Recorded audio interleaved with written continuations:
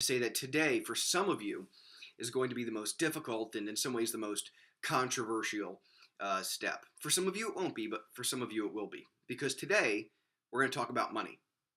Now, we said in 2014, our year for God, we want to do five things. We want a daily quiet time.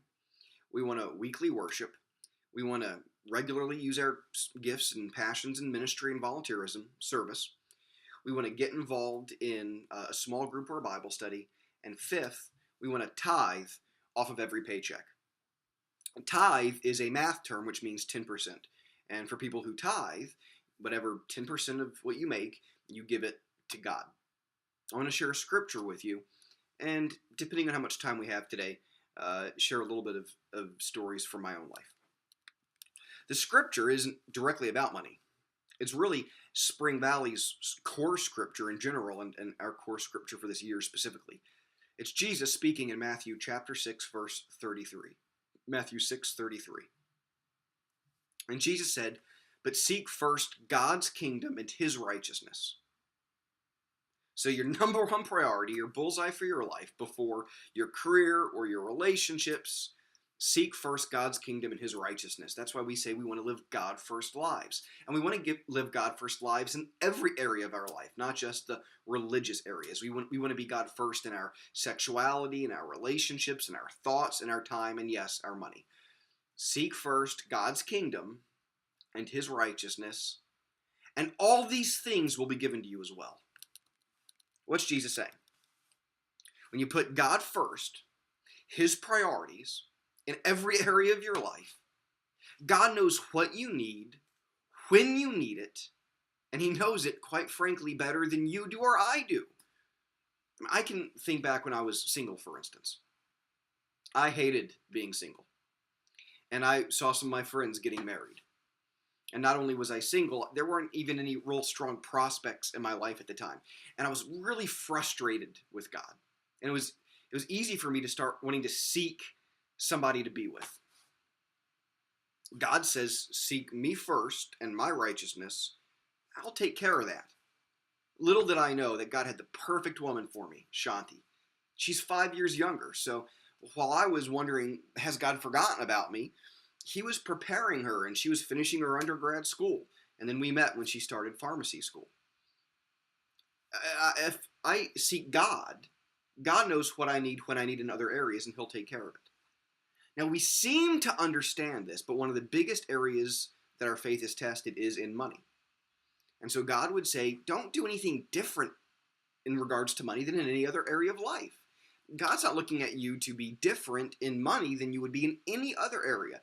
And so he says, in your finances, put me first. And if you put me first, I'll take care of you financially. Now, there's two kinds of people that struggle with tithing. The first are people who just don't budget, right? Because really, tithing is putting a line item for God in your budget. That's really all it is. Putting the number one line item in your budget for God. Just like you might do dollar cost averaging for your investments, just like you might have a line item for entertainment or a line item for college fund for your kids. You give God a line item, okay? And some people just don't have a budget. Now, that's a problem because when they retire, they're going to be in a pretty rough situation. And for those people, tithing can actually be the beginning of not just giving to God, but really being intentional about how they spend all their money. The other people that struggle with tithing are people who do budget, but who just don't like the idea of giving God a line item. They don't like the idea that God gets a piece. They want to give God just leftovers.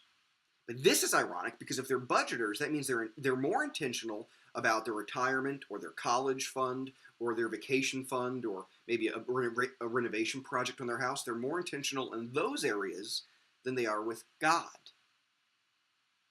And all God's saying is, be as intentional about me, really more so, than you are with your own life.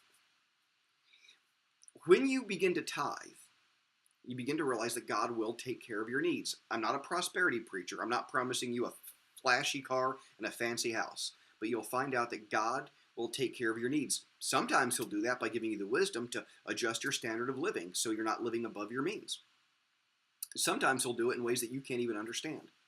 But then when you respond to him and you see that he is faithful to you, what happens? Your faith grows. You have confidence to trust him, not just in finances, but in every area of your life. So, this week's coming up, this weekend, worship. Maybe you come to Spring Valley, maybe you don't go anywhere. If you don't go anywhere, I would encourage you to find a church, and if you don't have a church, find a good nonprofit. And give God a percentage line item in your budget. The biblical percentage is 10%. And that's not like the ceiling, the bullseye, the goal. That's the starting point.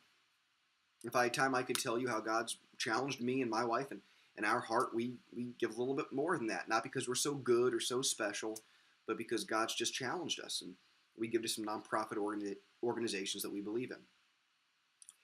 In your pocketbook, your bank account, have a vision bigger than simply you, your life, and your comfort. Put God first. All right, have a good day. I'll see you on Monday. God bless.